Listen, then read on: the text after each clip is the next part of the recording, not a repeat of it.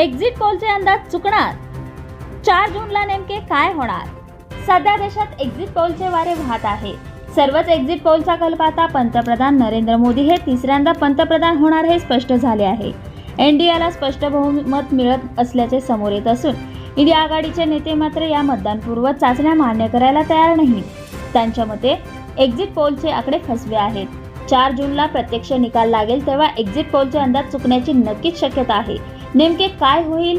देशात, महाराष्ट्रात आणि सांगलीत एक्झिट पोलचे अंदाज अचूक ठरतील की हे अंदाज चुकीचे ठरतील?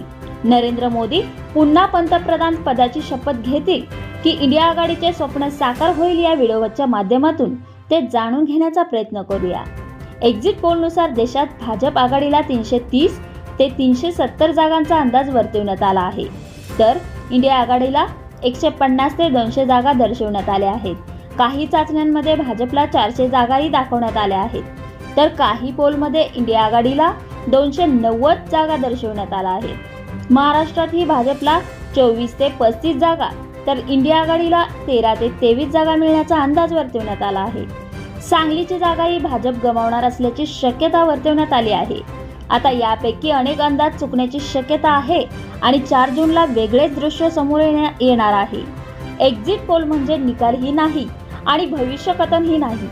मतदानानंतर मतदात्यांचा कल आजमावत केलेले सर्वेक्षण व त्यानुसार वर्तवलेले ते अंदाज आहेत. हे अंदाज चुकू शकतात.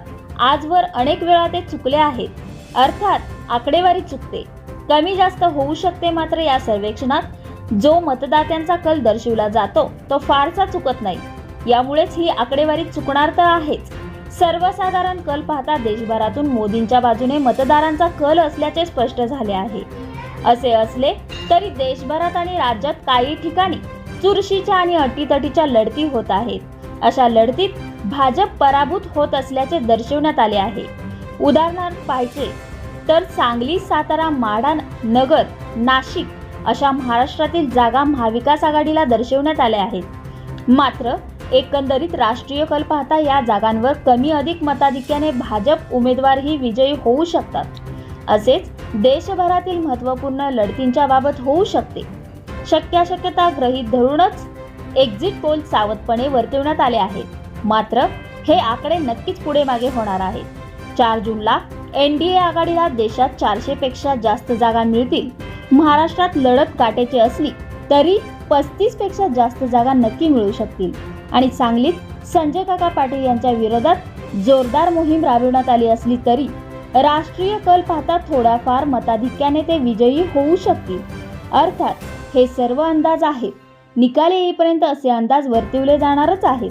आता एकच दिवसाची प्रतीक्षा आहे.